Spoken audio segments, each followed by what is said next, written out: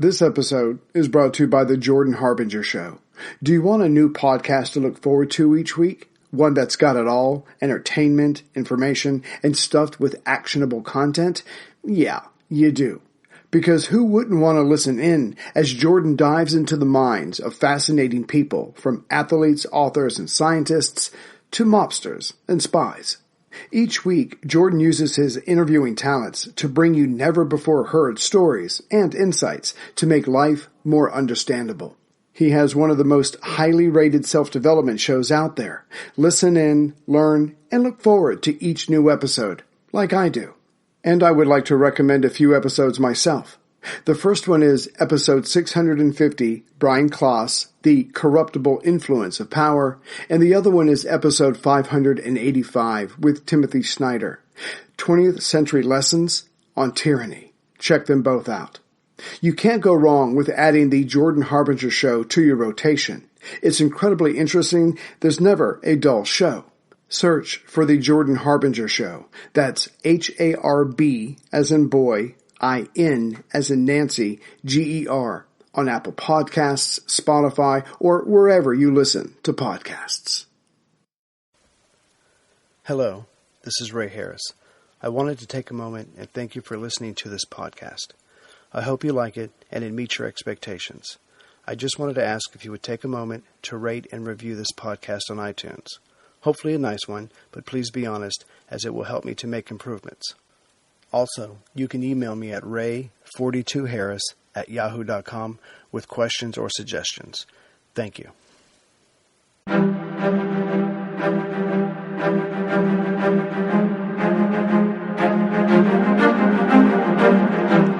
Hello, and thank you for listening to A History of World War II podcast, Episode 3, Mussolini, Part 1.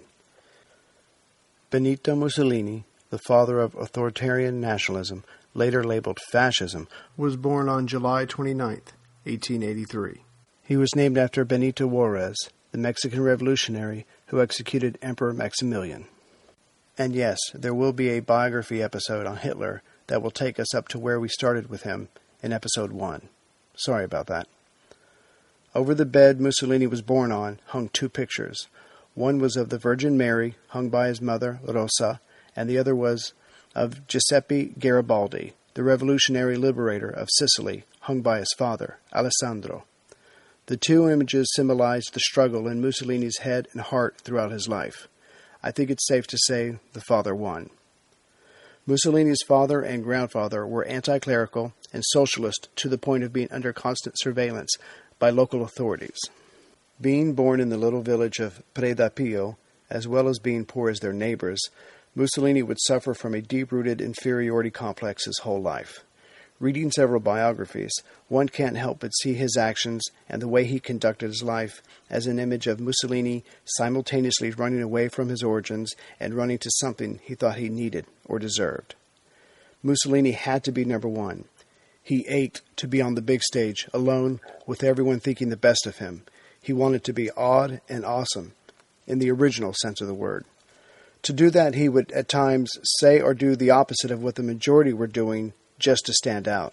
Everyone has insecurities, but how that is handled determines who you'll be.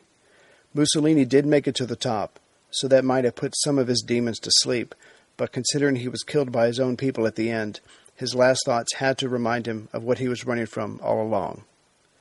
By age 8, he was banned from the local church for pinching those next to him as well as talking loudly during Mass. He got his revenge, though. He would climb up a tree next to the church and throw rocks at the priest and congregation as they came out. A few years later, his mother, bless her soul, was still trying and sent her son to school in Faenza, 20 miles away. Unfortunately, the school was run by priests, and Mussolini by this time had already declared to anyone who would listen that he knew there was no such person as God. Predictably, there were fights, arguments, and the occasional stabbing with a pocket knife. Mussolini carried one and seemed to use it when an argument wasn't going his way. This was a precursor to the numerous duels he would fight in his life. So by the summer of 1894, Mussolini was kicked out but came home a hero. His father, Alessandro, could not have been more proud of him, and gave Mussolini books with themes of the oppressed fighting successfully against priests and capitalism. But his mother, again still trying, sent him to school in Forli. There was more fighting, more suspensions, and another stabbing, but he managed in 1901 to graduate with an elementary school teacher's certificate. Yes, Mussolini would be an elementary teacher. Also in Forli, Mussolini found his incredible lust for women. When his mother was at Mass, he would visit the brothels and explore that particular world. Whether it was lust or violence, it has to be said, Mussolini wore his heart on his sleeve. In 1902, he got a job as a substitute teacher, but only because the administrator was a fellow socialist and indulged him. When his term ended, he was not asked to return. He was simply too colorful for the locals, what with bathing naked in the town's main river and seducing anyone who was willing.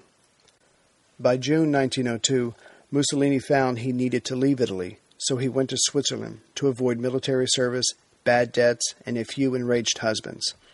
If he thought his home village was bad, it was nothing like the complete destitution he suffered there. Like Hitler's Vienna days, he had neither food, friends, nor hope.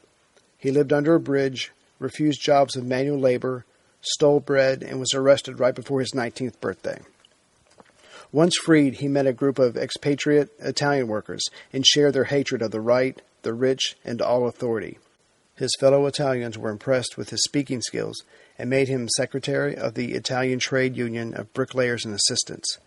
He used their common hatred and his education to give moving speeches that tapped into the group inferiority complex.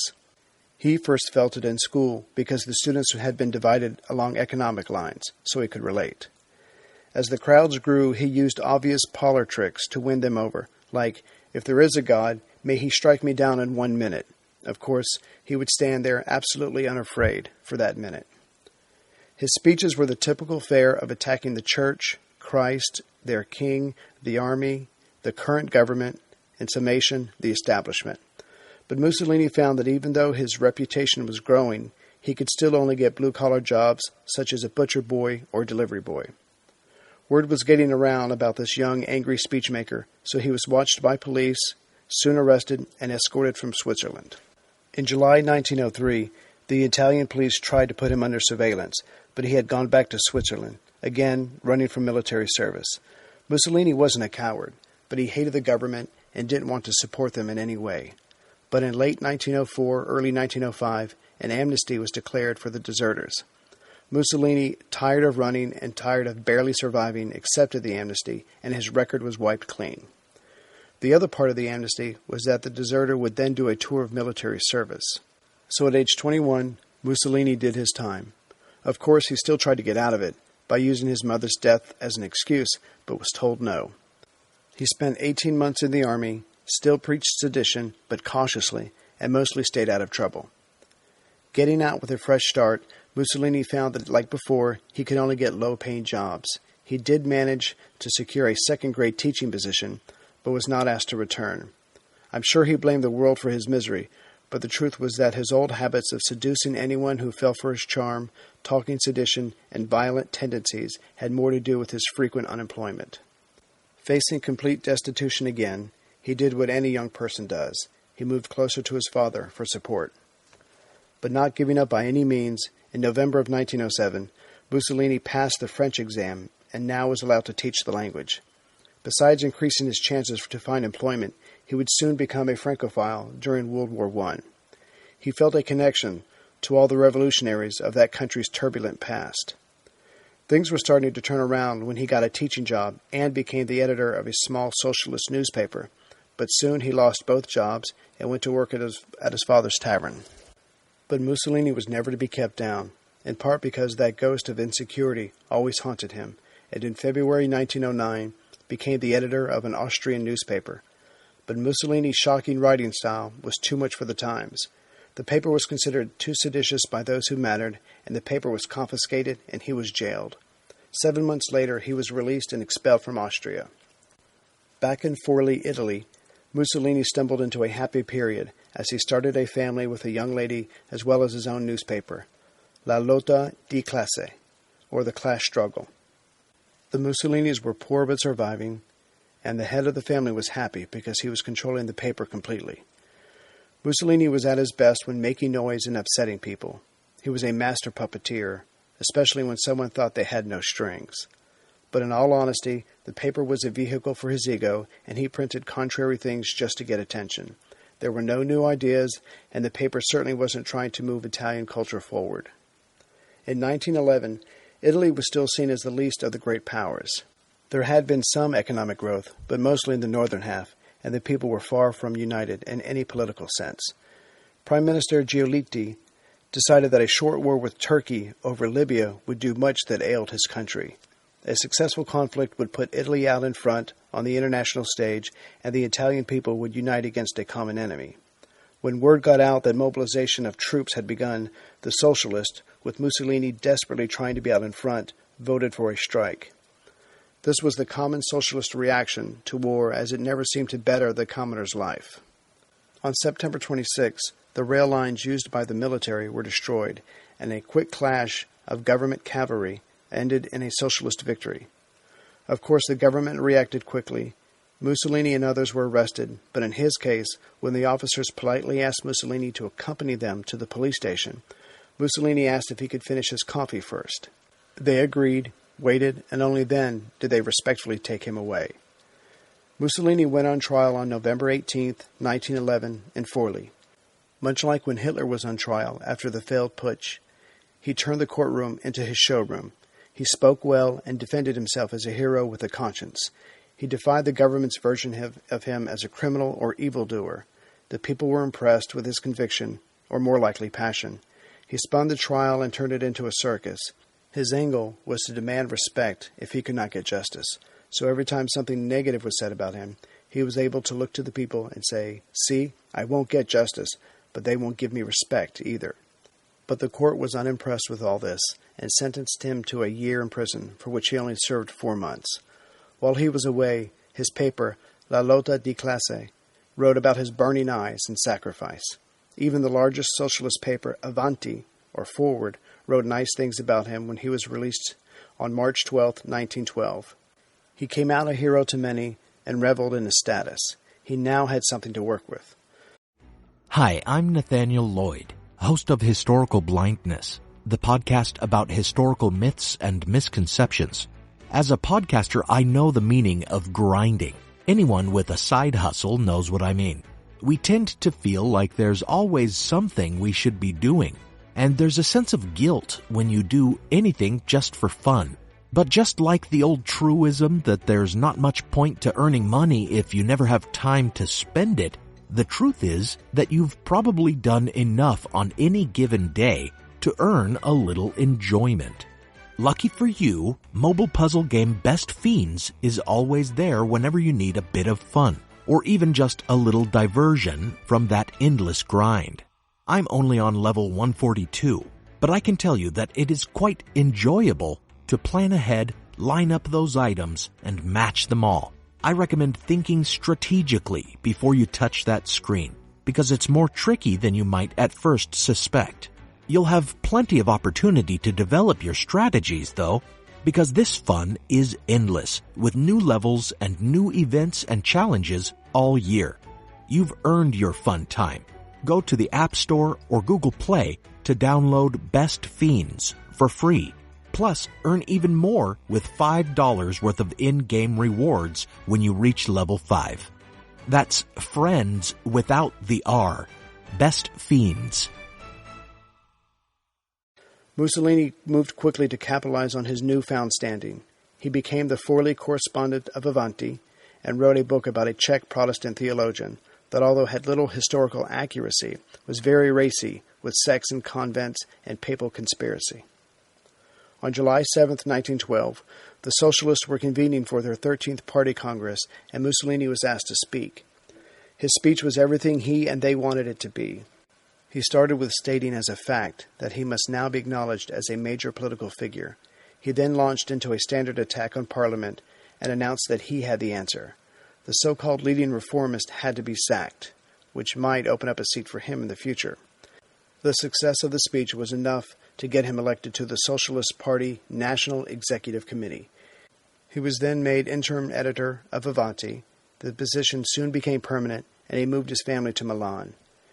His bombastic style raised circulation and added members to the Socialist Party, finally an audience and stage worthy of his ambition, if not of his talents.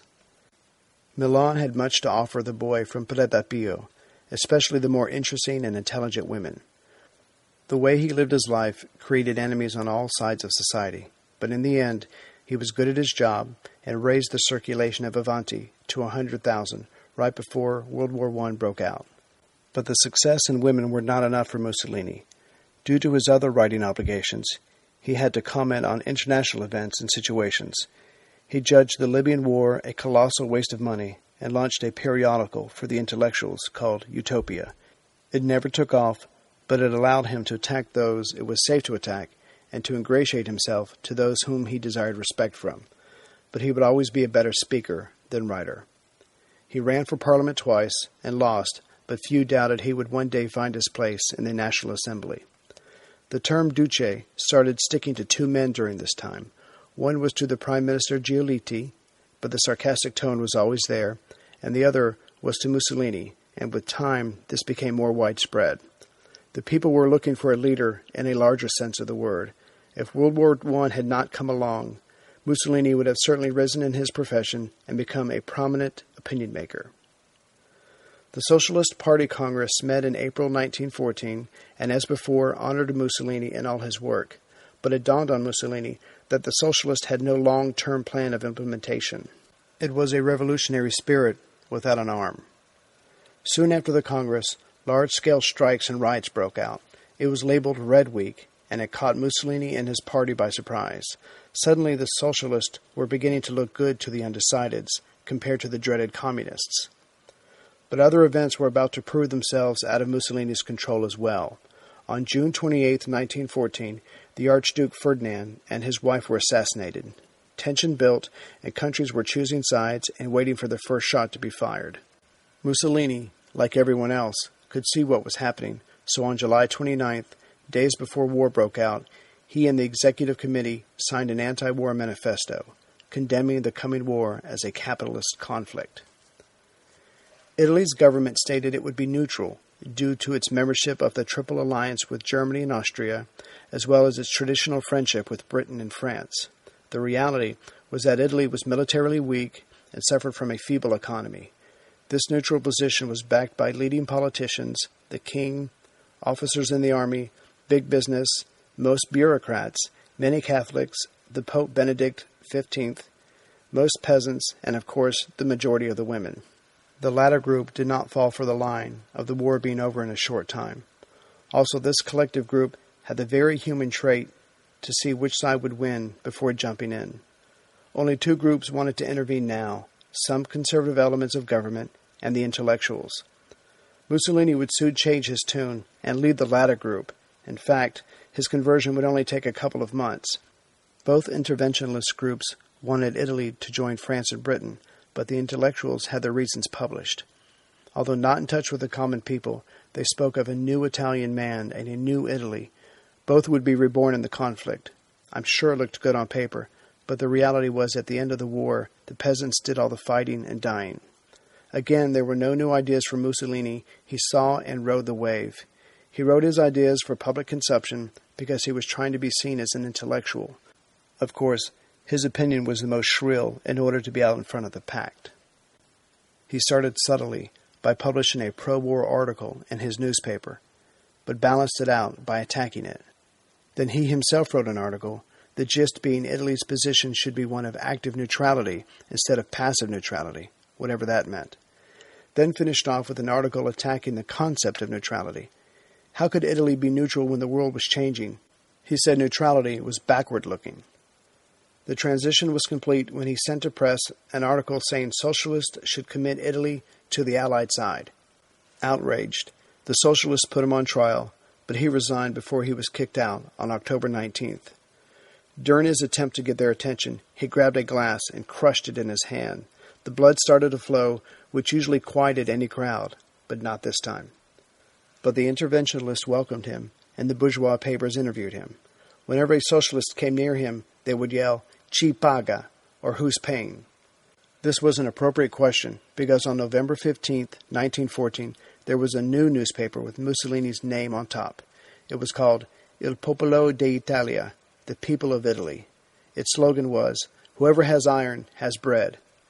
It was financed by people with connections to the government, although it is probable that Mussolini did not know this. But he did knowingly take French and eventually British money for his newspaper. They were trying to get Italy into the war on their side. Being Mussolini, he used his paper to attack those who kicked him out of the Socialist Party. He said they would see him again. He declared this was not over. His paper expressed his desire to see a short war because he feared a prolonged struggle would divide the common people of each country who were fighting each other for the elites. By December of 1914, Mussolini advocated the creation of pre-fascist groups called Fasci di Azione Rivoluzionaria, or revolutionary groups. Yes, I butchered that. On January 6, 1915, Il Popolo d'Italia published a draft constitution for membership. It stated it was not a political party, but an organization for those with like views. Sounds like the same thing to me. He was a master of incrementalization. But subscriptions to his paper stayed low. The people he was seeking to inspire were content with neutrality.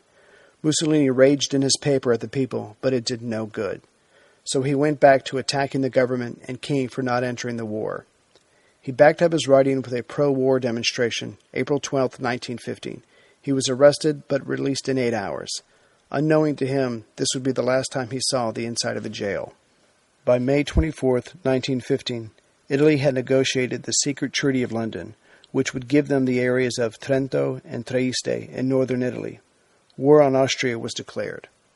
A jubilant Mussolini celebrated by writing that Italy was alive and had a soul. He did not volunteer, but accepted the draft when it came and went in as a private. The coalition government of Salandra and Sonnino tried to restrict fighting to Austria alone, but eventually engaged Germany in August 1916. Most of the fighting took place in the mountains, so there was no rapid advance, as was seen in other theaters. Some saw Italy's war as a sideshow, but she had 5 million men in service, hundreds of thousands lost as POWs, over 500,000 dead, and another 500,000 incapacitated. Not surprisingly, the peasants suffered the most, while government bureaucracy grew, as did war profits. The people started backing the war as their men went to the front. But no great general or politician rose to lead the people during the war, and power remained diffused along political, military, industrial, and land-holding lines. Mussolini saw 17 months of action. He was treated no differently than anyone else, and was humble and even embarrassed when fellow soldiers came to shake his hand. He suffered like a common soldier, but had his diary published weekly in his newspaper. He was the most famous private in the army. Millions of his followers cheered when he was promoted. On one leave, he married Raquel December 17, 1915, in a civil ceremony. He was the soldier's prophet, describing in detail what he and the rest of them went through in the trenches. But the socialists still screamed for an end to the war, and the people only had the returning soldiers to vent their frustrations on. In February 1917, Mussolini and some others were test-firing a new howitzer. It exploded, and a few were instantly killed. Mussolini had 44 shrapnel wounds and needed 27 operations. He got to meet the king, who was visiting a military hospital. When he had mostly recovered, he came home a hero. But the elation did not last. There had been no revolution while he was away. The elites and their sons were still running things. Besides his articles being read by the common people, he had not been on the great stage as before. And now that Italy had entered the war, what would be the grist for his mill? He had gotten what he wanted, and the results were that he had suffered, nearly died, and came home to find his newspaper had suffered almost as much. Subscriptions were down and the paper was in debt. His replacement had spent the money on a mistress or two. It was obvious to Mussolini that the previous editor had left his passion in the hotel room. The paper was being bailed out by a politically active industrialist. When Mussolini was wounded, the paper made much of it, even calling him Il Duce, and sales increased for a while. But the industrialist was gone, and a flattering title wouldn't fund a paper or feed a family. Mussolini had known highs and lows before, but this was something different. It seemed that everyone had forgotten him. He squared his belligerent jaw and stared defiantly into the abyss. Next time, We'll cover Mussolini as he tries to find his place at home while his country is at war.